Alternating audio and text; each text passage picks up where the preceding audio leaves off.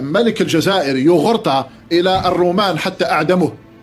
من ذلك التاريخ، يعني قبل التاريخ، ليس من ذلك التاريخ، قبل التاريخ. خيانة المغرب للجزائر حتى قبل التاريخ، قبل بداية نزول سيدنا المسيح وبداية العدل الآن.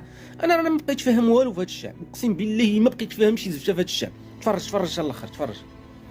عندما كانت المغرب قبل التاريخ، قبل بداية التاريخ ب 104 سنة ميلادي، 104 قبل الميلاد، كانت تسمى هذه المغرب تسمى موريتانيا العليا. أيوة. موريتانيا العليا.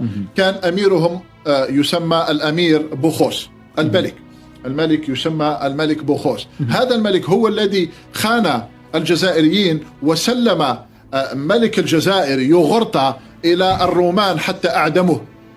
من ذلك التاريخ، يعني قبل التاريخ، ليس من ذلك التاريخ، قبل التاريخ. خيانة المغرب للجزائر حتى قبل التاريخ، قبل بداية نزول سيدنا المسيح وبداية العدل الآن القرن 21 ب 104 سنة بدأت خيانة. نحن لا حول ولا قوة إلا بالله العلي العظيم. منين جايين نتوما؟ منين ولينا بديتو كتدخلوا لينا الشك؟ منين نتوما جايين عباد الله؟ كيفاش ما قبل التاريخ؟ واش هادشي كيدخل للعقل؟ انا باقي كنقولها مقولة تبون صحيحة 100%. 90% من الشعب امي. باش دابا هذا يطلع واحد ويقول لك المغرب خال الجزائر ما قبل التاريخ وقبل المسيح، اذا المقولة ديال عمي تبون في كل فيديو غنبقى نقول لك المقولة ديال تبون صحيح.